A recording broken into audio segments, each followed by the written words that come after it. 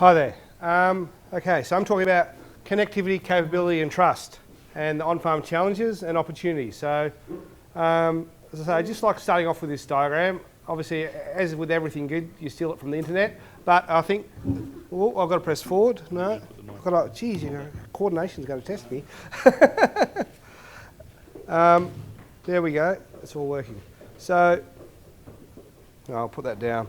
Sorry about that. I was not coordinated enough. So, as with anything good, you steal it from the internet. This diagram, Maslow, some of you may be aware of him, but I think it sums up where we are a lot with the digital disruption in agriculture. Everyone's focusing, and I think a lot of people are very much focusing on these smart needs. The things that shiny machines that go ping, and that's what everyone gets excited about. But for a lot in the farming community, and I'll explain my interaction with the farming community shortly, they're interested at the very bottom. They just want their basic needs met. They want their physical needs met, a bit of connectivity. They want to feel safe. They want to have trust, and they want to feel connected. So all those three basics aren't necessarily being met very well at the moment. So this Internet of Things discussion and all these smart machines and everything, they're not even, a lot of them aren't even hearing it. They're actually down a bit. So they're not even in the market for whatever technology is coming along.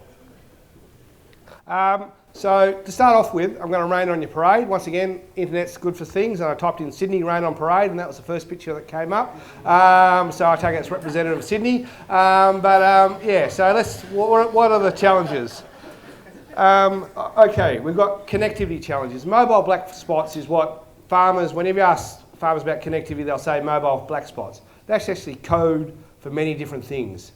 Mobile phones is actually part of the challenge, but it's not the only connectivity challenge they have.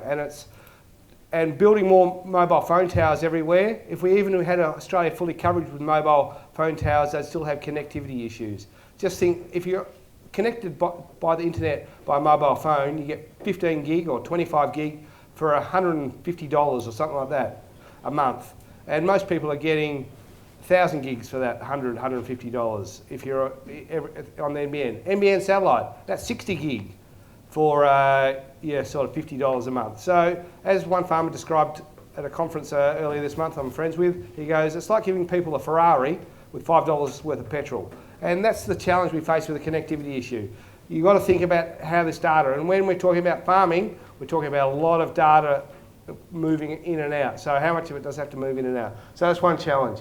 Capability, the skills, the age of the farming community, age of the farmers, particularly the ones making the key decisions, and the lack of local support. So if you've bought some technology, how easy is it to get fixed up? So this age thing isn't only just the farmer, it's all their trusted advisor, also a similar age. And actually the farmers are generally ahead of the game, but their trusted advisors, their agronomist, their accountant, their farm business manager, they're fairly dismissive of the technology too. So they're saying, why would you invest in this technology? I've got no understanding of it. They're not particularly interested in it.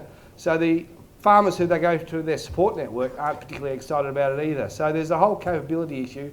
And the thing is, the farmer does know after a long period of trial and tribulation, and I hate using the word farmer because there's no such thing as a magical farmer, but I'll use it anyway, once you don't have support, saying you're going to be on a phone support or you're going to send it off and it's going to be a 10-day turnaround generally doesn't wash it. It's either got to work or they've got to be fixing it up themselves. And that's why farmers love ag engineering, because generally they can weld it up themselves, they've got the welder, they can do it themselves, they get excited by seeing photos of big machines, and they hate all the techno bits of it because they can't fix that up themselves. It's like in looking at a car engine. You used to be able to strip it down, rebuild it and everything like that. Now you lift it up and you just see a splash of silver and you go, yeah, that's good, looking under the hood. Doesn't really tell me anything about the car. And that's the technology in these $500,000, $600,000 harvesters or whatever. Some of it they can fix up themselves, but most of them they can't touch. And so when it breaks down, they've got to stop. And then how soon can the mechanic turn up? And do they have now they've got to have an electrical technician. And most of these people that sell the machines are interested in their mechanics, not auto technicians. And there's a whole support network that needs. And then the trust. I'm going to come back to the trust at the end, but as with anything, if you're dealing with anything around internet, basically everything you hear about government doing your technology? Why would you trust the government? There's a long history in agricultural communities, basically every community, if you look at the voting systems at the moment, that there isn't a lack of trust around what governments are doing. You think of big business. Once again, the little farmer, small versus big, there's no trust there. And then the internet community itself, or the technology community, has done everything they can because they make sure there's a news report on the news every night about how the internet's stolen someone's identity or done someone over or done this thing. So basically, most of the population out there are going, why would I put any information on the cloud or on the internet? It's an evil place, this internet. So that's the way it's being portrayed in the media. There's a whole heap of, I suppose, businesses encouraging that thinking, but it's actually making adoption and challenges around that for the trust. The other structural challenges are the market size. People talk about how many farmers are out there. Let's be honest, the ones that are actually got the skills and capability and the investment to invest in a lot of this technology, and that's going to be scale, it's probably about 5,000 in Australia. They'll talk about 20,000, but you're needing about $1 million and a half worth of sales to be able to have enough wherewithal and actually, when we're talking about precision ag and digital ag, to get enough return, it's probably only about 5,000. What's that market size for you? Does your product, service going to fit that? Software and hardware. I'm sure if you're in the software and hardware manufacturing game, your business model is going to be based around a regular income. You'll want to be able to sell a service on a monthly basis, on an annual basis.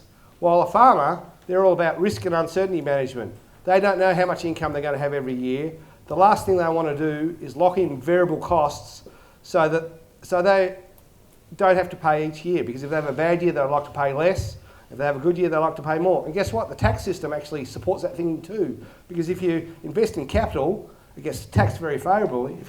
If you buy a service, it doesn't get that same incentive. So their business model is looking at, they would much rather spend money on capital in good times, because the tax rewards them for that, and not have variable costs on an annual basis, because that locks them in and they can't manage their bad season compared to a good season. So that's a real challenge about the different models, and I don't think too many people in the software world would go to the bank and say, oh, we're going to invest in the farmers and we're going to have a variable annual costing model depending on their season, because I just don't think the banks are willing to take even more risk on in that space. So just something to think about. And then the service sector, I've mentioned them already, they're actually, you've got to bring them along in the game, because if the service sector is advocating for your service, they're going to be your supply channel, the hardware shop, the ag reseller. They've got to be part of your model to actually connect with them. Direct to market, you're going to push it uphill because there isn't going to be the trust there. You need those local suppliers, you need them, so they've got a trusted person to deal with. So Birchip Cropping Group, we're passionate about getting innovation in the paddock 1 year sooner, data into decision making, and it's all about farmers working with risk and uncertainty. So risk is the stuff that's quantifiable, the uncertainty a bit like is the climate and some other things. You can't actually quantifiable that. It's outside, so it's uncertainty management and risk management. And just on-farm profitability. So who are we? Well, where are we? Birchip, you go to the middle of nowhere, then the next 100 k's you'll get there. So northwest Victoria, it's about 3.5 hour drive from Melbourne. We work in this area, we have 430 family farms as members. We're a membership-based organisation, not-for-profit.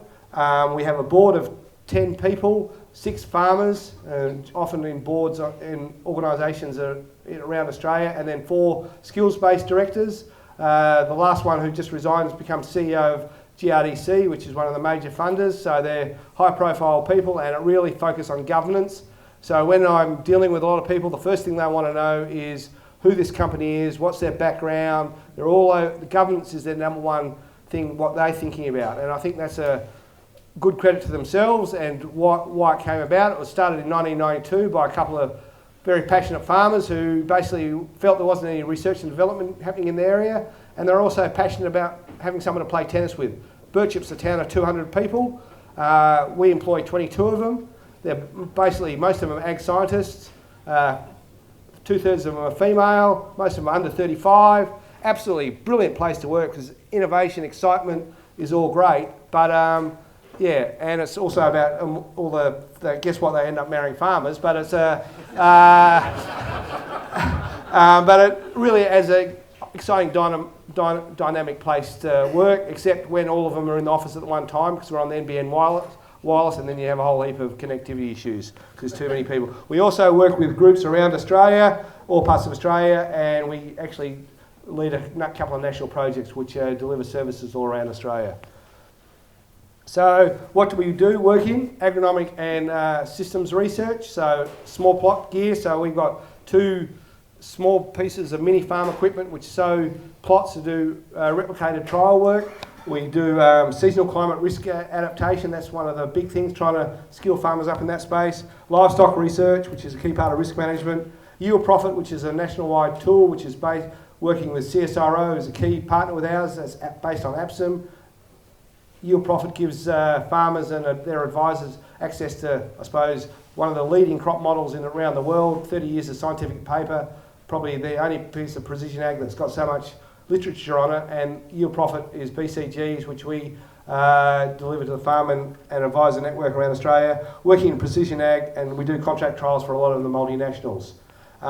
Just to give you an example, this year we sold 12,000 plots, 50 different locations, working with farmers all around the Wimmera Valley, and yes, a big effort to get it all in on time.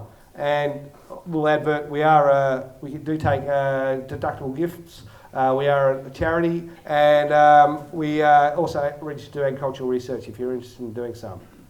So connectivity, mobile black spots. I've already described that. I've said about the pricing. NBN's 60 gig, as I say. And you think, oh, they're a business, but they also have a life. They have kids, and guess what? If their kids want to stream something, if the parents want to watch something on Netflix, they want to have the newspaper refresh on a regular basis. There goes the thing. Don't worry about any business stuff. And then you've got a terabyte, then you've got a satellite image that you want to process, or a drone flight you want to process. How are you going to design that? And you've got to, so there's a whole market available for alternative solutions by potentially doing, I suppose, on-farm processing. Is there a different way of designing, so the process, going back to having a server on farm? They're the type of things, there's a real opportunity around probably thinking about different ways of getting data to move up and down, and maybe a lot of it can be done on farm. Different old school business model, giving people access to the software rather than, or getting them to buy the software rather than selling it as a service, because they're going to have it on their own farm. But that's the ways we've got to think about different solutions to solve the connectivity issue, because it's not going to go away.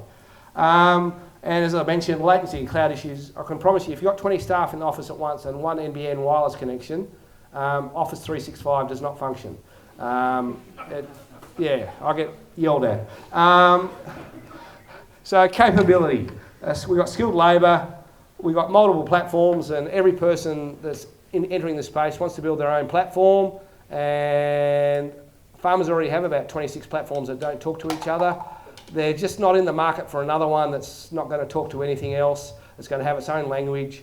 And in the end, the farmer also has their own language and their own working with RDE. For example, glyphosate, which is a common herbicide. Is it called glyphosate? Is it called Roundup 450? Is it called Roundup CT? Is it called Weed Whacker? Is it called Weed Killer? They're all names that the farmer might write into their iPad app you've developed, and they're all actually the same. And if that farmer wants it to talk to something else, have you got the skills, have you got the ability to translate that in? How are you going to actually do this translation? How are we going to get this common language? Otherwise, we're going to go nowhere, because nothing's going to talk to each other, and we're not going to have a challenge.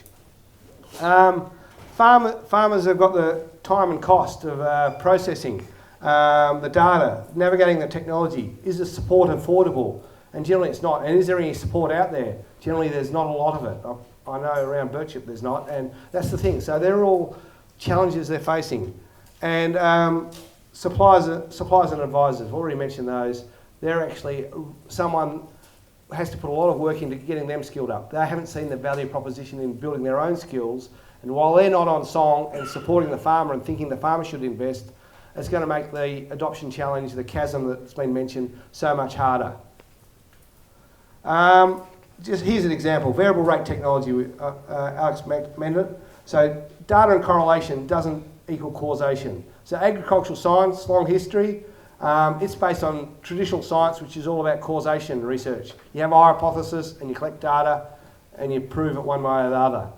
And the whole thing about data science is it's the dead opposite. You find heaps of correlations, and one of them might be a causation, and you need someone to do that. So science is actually being turned on its head. It is an exciting opportunity, but it is back to front. And just because you've got a correlation doesn't mean there's any causation or relationship. So you need that extra bit of interpretation. You need that on-ground testing. You need partners who understand the causation as well as the correlation.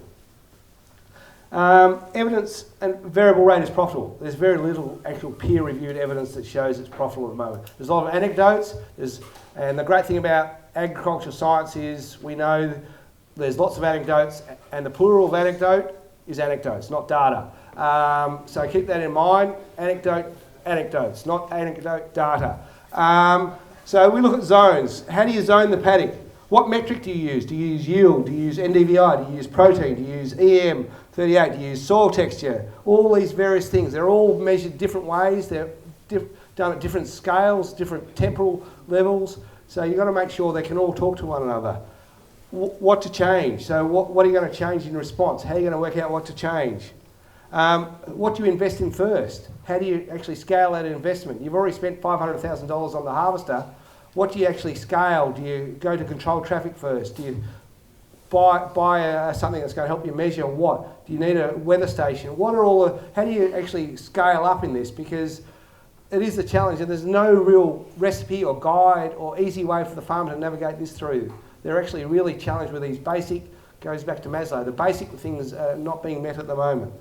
And obviously, if you're going into this space, you want to make money, which I think everyone should be doing, but you've got to work out or remember that the farmers, in the end, we need the farmer to grow their ticket, because we all want to clip it as a past. BCG, we're a membership-based organisation. The farmers pay a membership fee.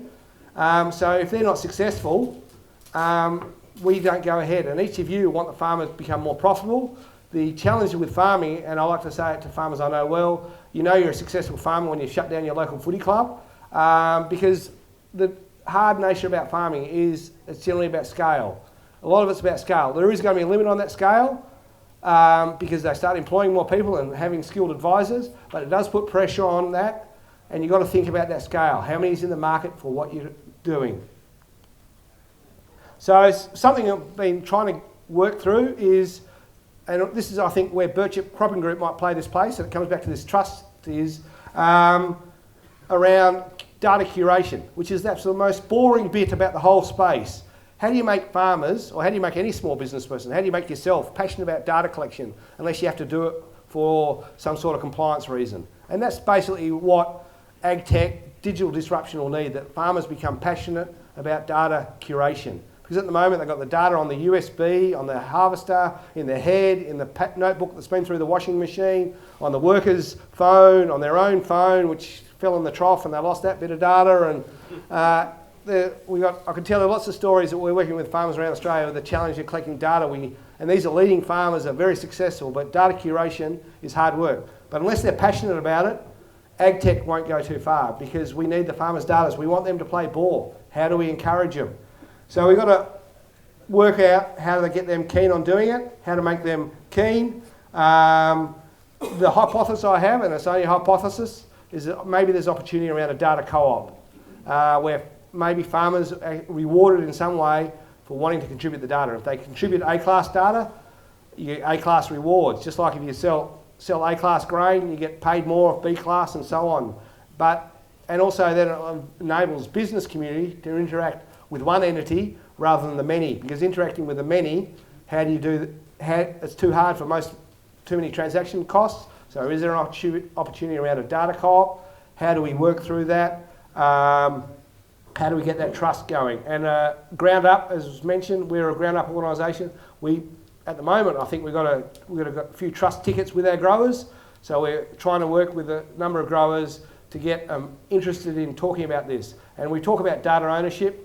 One thing I'm pretty confident in is you can't actually own data, but various people can have data, you can be custodians of their data, and they can possibly work with contract law so that when they work with a partner, that partner can't monetize their data without the farmer's permission or some way, using contract law or everything like that. But they're the things I think if we want to have a trusted environment that we as people who are interacting with farmers need to educate them up rather than give them a 26-page agreement which says, yes, you own your data, which is a fallacy to start with. You can't actually own data, so you're getting people, the trust straight away. As soon as you say that, you're breaking their trust straight away.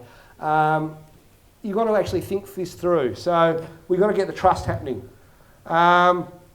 So yeah, the collector's got to feel it's got to lead to better decisions. They've got to feel they've got to get data from that, sitting in that office, curating their data. They've got to actually feel it's going to be worth their while. Otherwise, they'll keep on doing what they're doing. Some of the data will be collected, and all the opportunities, which I think are absolutely huge, as was mentioned, particularly with in the financial management world, which I've sort of been discussing and entering into, and start talking with Munich Re and Swiss Re, and you see the opportunities there. They're keen, but they have no way of entering back into the pharma world because of that whole trust challenge. So how can we pair them up? And as I say, so this co-op concept is the thing. We're, as I say, trying to get a whole heap of different partners on board that are keen to work with us. We're trying to get that initial state government grant so we can test this hypothesis, build the business case, comes back to governance. Our boards are saying to me, you can talk about it, but you can't really do anything till you get this business case up. So working on trying to get that initial bit of seed money from the state government to put a business case together around this opportunity. Working with Square V, who's doing some of the web stuff around this thing, and Vicky's here in the room today. But just trying to work on some of this thing to get something going so that we can actually see if there is a potential of a co-op as a way which will help, I think, solve a lot of people's problems here, which is actually making data sets available in a way, in a trusted environment where the farmers are willing participants and feel it's valued to be involved, rather than, as one farmer that I talk to a fair bit who's involved in the National Farmers Federation, he goes, the thing about being a farmer is I know that sometimes I have to bend in a certain direction and there's a pineapple involved. I'm just never sure which way it's going to go. Thank you.